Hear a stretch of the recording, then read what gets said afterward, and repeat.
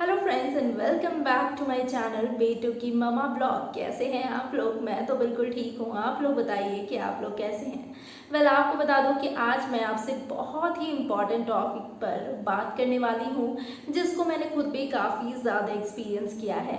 आपको बता दूं कि जब बच्चों को चोट लगता है तो हम मॉमीज़ को क्या कुछ करना चाहिए और क्या कुछ नहीं करना चाहिए, इसके बारे में आज मैं आपसे अपना एक्सपीरियंस शेयर करूँगी। तो तैयार हो जाइए, और हाँ, वीडियो अच्छा लगे तो वीडियो को लाइक कमेंट शेयर ज़रूर कीजिएगा। साथ ही चैनल को सब्सक्राइब करना बिल्कुल मत भूलिएगा।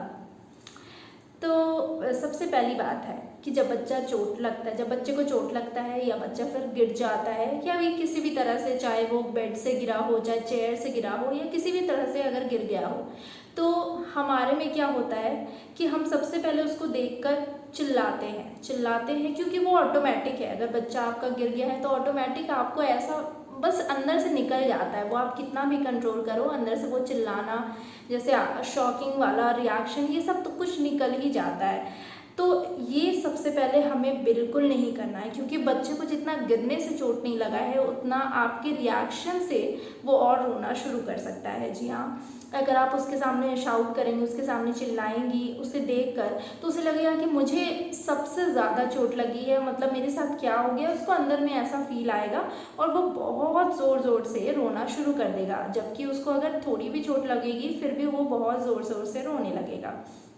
तो इसलिए आपको ये सबसे पहले नहीं करना है कि बच्चा अगर गिर गए तो आपको बिल्कुल शांति से, बिल्कुल एकदम आराम से बच्चे को उठाना है, बच्चे को अपने गोद में लेना है और उससे थोड़ा जो रो रहा है वो उसे चुप कराने की कोशिश करना है। ठीक है। अब दूसरी बात कि अगर आपको ये चीज़ ध्यान देना है कि अगर बच्चे को चोट लग गई है तो उसे बेड पर लिटा दीजिए। आप चेक कीजिए कि उसे कोई स्वेलिंग तो नहीं है या फिर कहीं कट तो नहीं गया है। अगर ये सारी चीज़ें हैं तो आप फ़ौरन डॉक्टर के पास जा सकते हैं। तीसरी चीज़, अगर बच्चे को मामूली सी चोट आई है, अगर हल्का हल्का स्वेलिंग वगैरह है, तो आप अपने पास होम्योपैथी मेडिसिन रख सकते हैं। जैसे मैं यूज़ करती हूँ शिवांश के लिए अर्निका मॉन्टेना, वैसे आप भी कुछ होम्योपैथी या फिर एलोपैथी अपने डॉक्टर से सजेशन लेकर आप यूज़ कर सकते हैं इमरजेंसी में।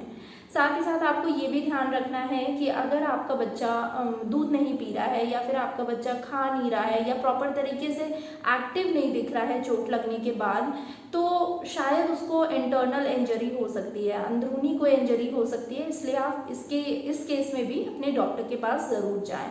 चौथी चीज़, बच्चा आपका बहुत घबरा जाता है, उसे जब चोट लगती है तो आप उसे सहूलियत दें। जी हाँ, आप उसे बोले कि you are a brave boy, you are a brave boy, don't worry, you are a brave boy. मतलब आप उसके सामने खुश दिखेंगे तो वो ऑटोमेटिक अपने दर्द को भूलने की कोशिश करेगा और वो अच्छा बिहेव करेगा आपके साथ, वो रोएगा नहीं ज़्यादा, वो ज़्यादा पैनिक नहीं होगा। इसलिए सबसे पहले मॉमीज़ को इस बात का ध्यान देना होगा कि आपको अपने अंदर इस बात को लाना पड़ेगा कि नहीं, मेरे बच्चे को कुछ नहीं हुआ है, वो ठीक हो जाएगा। क्योंकि ऑटोमेटिक है, मन में आ ही जाता है कि पता नहीं चोट लगी, कैसे लगी, कहाँ लगी, किस तरह से लगी, ये सारा कुछ माइंड में आने लगता है हमें। तो इसलिए इस बात को सबसे ज़्यादा ध्यान देना है। तो मैं तो यही सारे टिप्स अपनाती हूँ जब शिवांश को चोट लगता है। वैसे मैं उसको गिरने नहीं देती हूँ, लेकिन थोड़ा बहुत गलती तो हो ही जाता है सबसे, एक आध बार तो शिवांश भी बेड से गिर गया है। तो इस केस में मैं ऐसा ही करती हूँ और साथ ही साथ मैंने ये एक्सपीरियंस आपसे भी शेयर किया है। और आपके पास भी अगर कोई टिप्स एंड ट्रिक्स होगा जो कि आप बच्चे को गिरने के बाद अपनाते हैं तो मुझे कमेंट सेक्शन में ज़रूर बताइएगा।